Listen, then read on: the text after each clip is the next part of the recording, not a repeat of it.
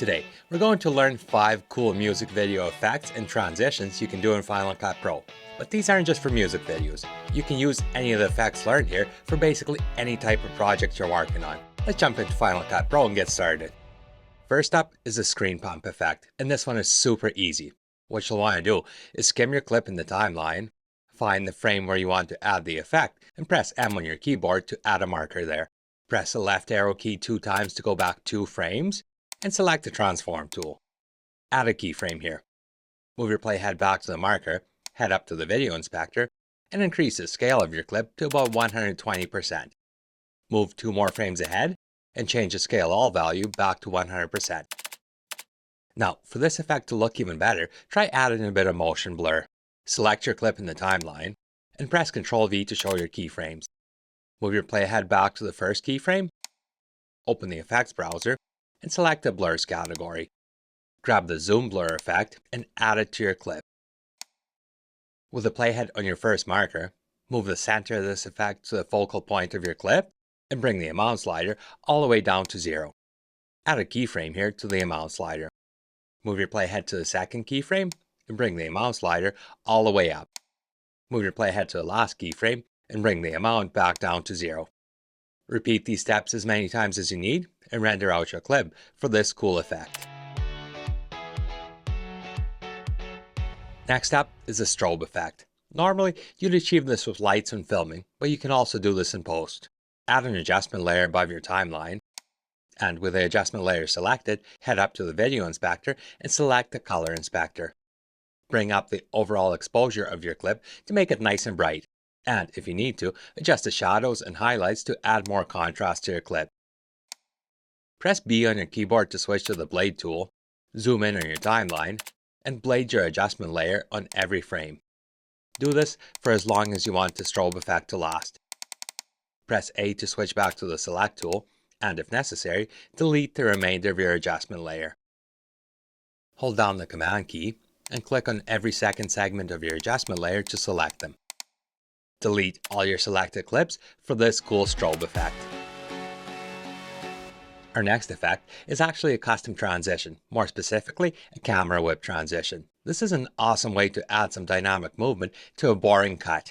First, what you'll want to do is zoom out on your viewer window until you have some blank space around your clip.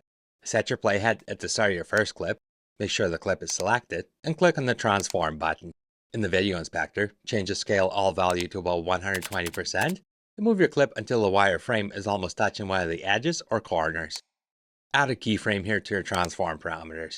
Move your playhead to the end of this clip and back 1 frame so you're still seeing the first clip in the viewer, and use the on-screen controls to move it to the opposite side or corner. This makes your clip move from point A to point B.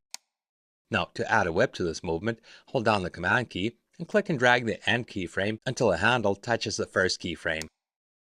From the effects browser, grab the directional blur effect and add it to your clip. Move your playhead about 10 frames before the end of your clip. Adjust the direction of this effect to match your movement. Bring the mouse slider all the way down to 0 and add a keyframe. Move your playhead to the end of this clip and bring the blur amount all the way up. Here's our result.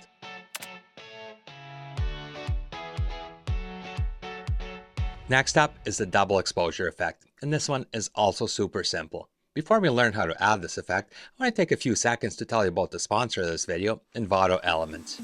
Envato Elements is an all-in-one subscription service that includes everything you need to make awesome videos.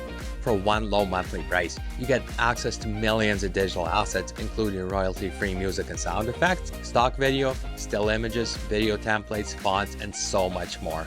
You get unlimited downloads, and everything is covered by one simple license, so you never have to worry about copyright strikes. Almost every video on this channel includes one or more assets from Envato Elements, and trust me, it's worth every penny. You can try it risk-free for 7 days, and if you don't love it, simply cancel your subscription and you won't be charged a single penny. Click the link in the video description and see how Envato Elements can help you make better videos. Now, back to Final Cut Pro. To add the double exposure effect to your clip, all you have to do is layer 2 clips in your timeline with a second clip connected above your first one. Select the top clip in your timeline and head up to the video inspector. Open the blend mode drop-down menu and, depending on your clips, select one of the options other than normal. try out a few different options and see what looks best with your clips. In my example, the multiply blend mode looks really good, but yours might be different. And as always, I save the best for last. This last effect I learned from Kyler Holland, and he calls it the fadeaway effect. For this, you'll want a clip with movement, and even though it's not necessary, a clip shot at a higher frame rate will look quite a bit better. Skim your clip, and with the skimmer at the start of the movement, press Command B to blade your clip. Move your playhead about 10 to 15 frames ahead, and blade your clip again. Select the middle segment, hold down the Option key, and drag up to make a copy of it. Do this 2 more times to make 3 copies of this clip. Select the top copy, press Command R to bring up the retime menu, and set the speed to 2x. Leave the middle segment to play back at normal speed, and set the bottom clip to 50%. Select the end handle of each clip, and press Command T to add a default cross-dissolve transition. Render out your timeline for this awesome fadeaway effect. If you're new here and found at least one of these tips helpful, make sure to check out the rest of my channel for more Final Cut Pro tutorials just like this one. New videos uploaded every single week, so please subscribe. Thanks for watching, and I'll see you back here next week.